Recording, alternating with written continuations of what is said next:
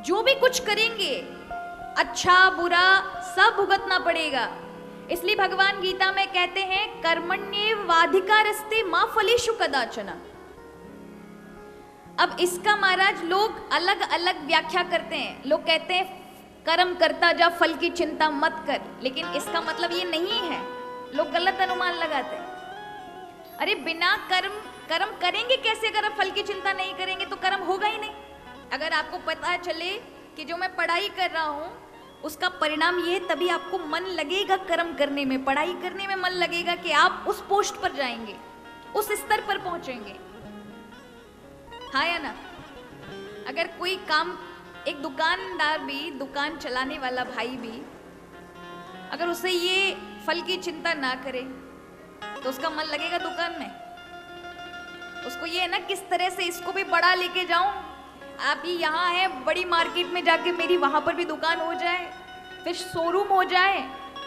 उसको फल दिखेंगे तभी वो कर्म करने की चेष्टा भी करेगा, कर्म करेगा। यहां भगवान जो गीता में कहते हैं ना कर्मण्येव वाधिकारस्ते, यानी कर्म में ही आपका अधिकार है। अधिकार माने कर्म ही कर सकते हो, फल तो मैं ही दूंगा, आपके हाथ में नहीं है। आपके हाथ में सिर्फ कर्म है, सिर्फ कर्म। आप जो भी कर्म करेंगे, अच्छा करें बुरा करें, कोई रोकने टोकने वाला नहीं है आपको। आप चोरी कर रहे हैं, कौन रोकने आता है आपको? भैया चोरी मत करो।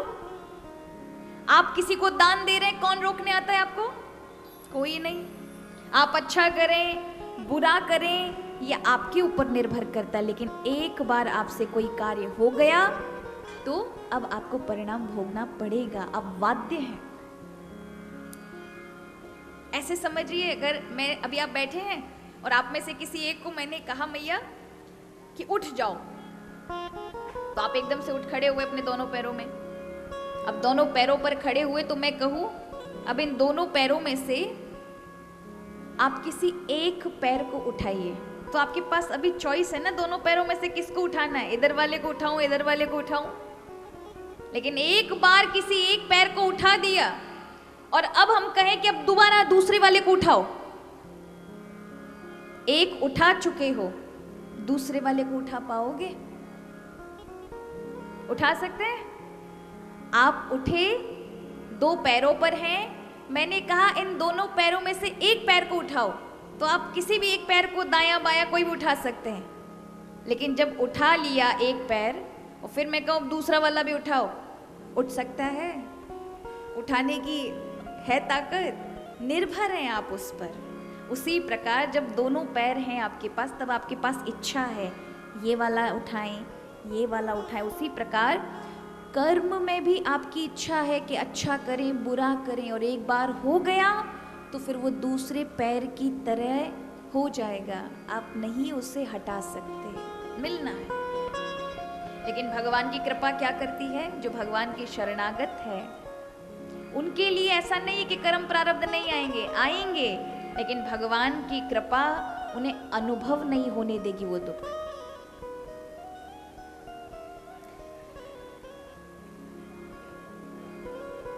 ऐसा समझिए, आप में से कई लोगों ने सांप सीढ़ी का खेल खेला है।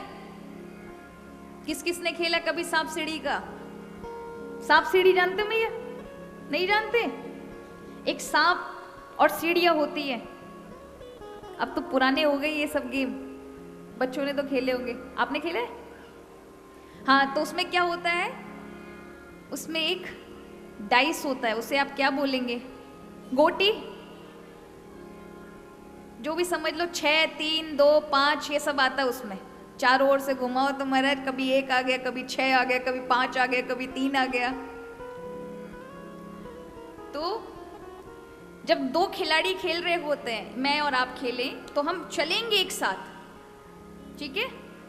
जैसे ही अब निर्भर ये है कि कौन जल्दी पहुंचेगा। गोटी जिसकी अच्छी अच्छी आएगी, अच्छे मौके पर आएगी। अगर वहां सीढ़ी लग गई तो पीछे वाले को पीछा छोड़ दोगे, आप सीढ़ी पे फट पहुंच जाओगे। और फिर टाइम पे सीढ़ी मिल गई तो केवल 3-4 के ही बाद आप ऊपर। और एक गलती आपको तुरंत उतनी जल्दी नीचे लेकर आएगी अगर आप सांप के मुंह के पास आ गए। ये है इस खेल का मतलब। ऐसे ही भगवान की कृपा है। आप भले ही सभी जगत में हम सभी एक समान आते हैं, गर्व से, नग्न अवस्था में, कुछ भी लेकर नहीं। सबके जीवन की शुरुआत यहां से होती है।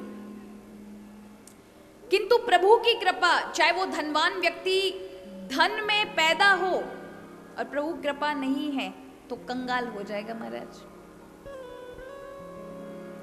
और भले ही कंगाल के यहाँ पैदा हो जाए, अब प्रभु कृपा है तो उसके किए हुए परिश्रम सफल उसे बनाते रहेंगे। तो याद रखिए, प्रभु की कृपा आवश्यकता है। एक गोटी की बात होती है, बस वो आए, सही मौके पे आए, सबको पीछे छोड़कर आप आगे बढ़ जाते हैं। प्रभु की कृपा, इसलिए कहा केवल कर्म ही हमेशा साथ नहीं देता। 3 चीजें हमेशा साथ होती हैं।